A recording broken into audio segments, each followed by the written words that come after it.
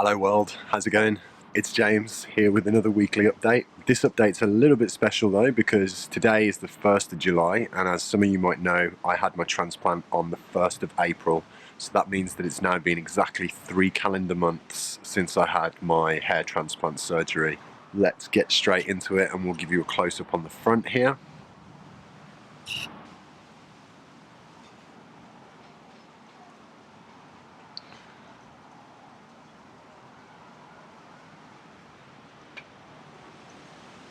It's really bright today, sorry folks.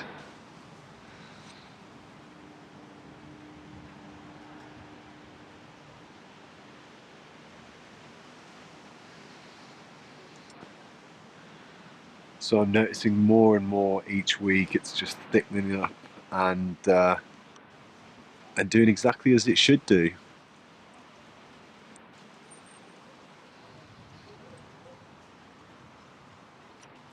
We'll give you a look at the back as well.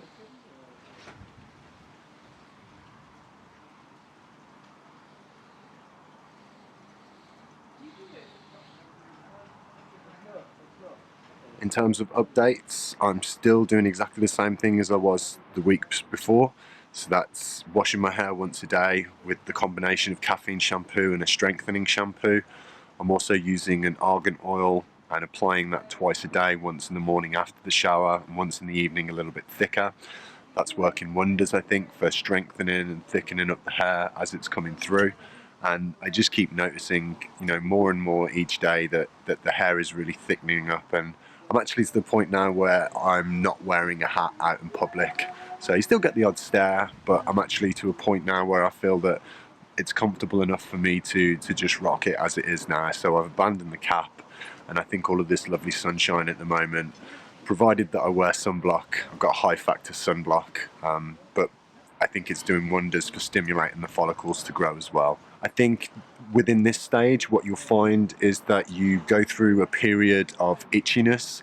It gets really itchy, and then you'll get lots of zits or spots, and they all kind of pop up around the front and on the middle here.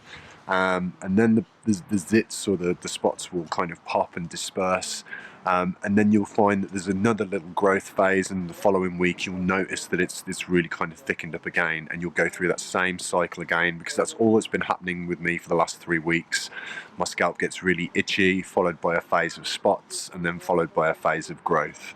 So be prepared for that as and when you come up to this kind of 3-month period. Question time now, so there is a couple of questions this week.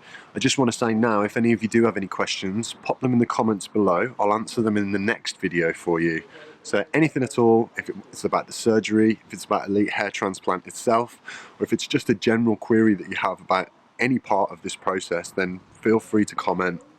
I'll answer you as best I can, and I'll always try to get back to everybody as well. So the first question this week is from Darren. Darren's been a long time contributor to this channel, so thank you for your support.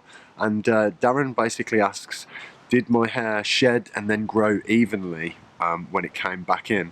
And the answer is no. I had these areas here were the first to shed, and it didn't grow back evenly. I know it's really bright, and I think maybe too bright, so I might be taking these videos back inside shortly, or doing them a little bit later in the night. But as you can see, Darren, I've still got some little patches here where the hair's not quite growing through.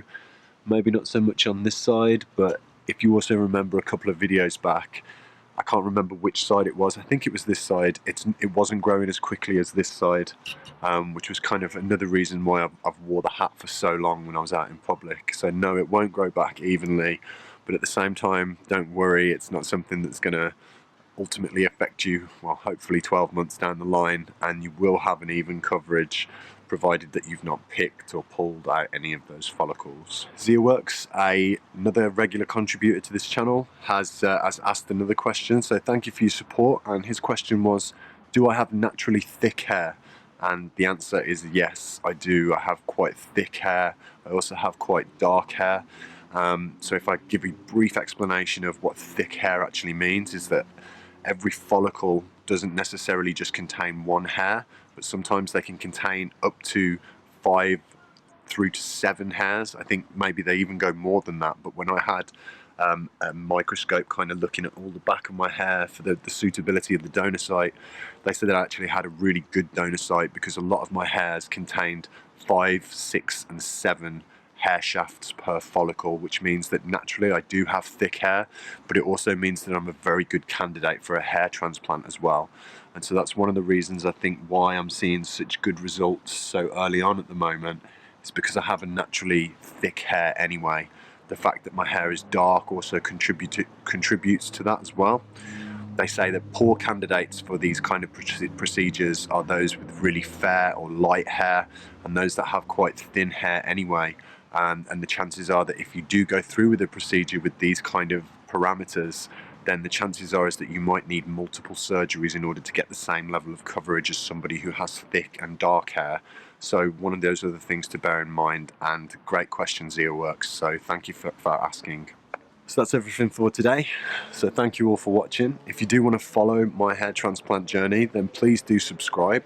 I have over 50 subscribers now, and I couldn't thank you enough for your support.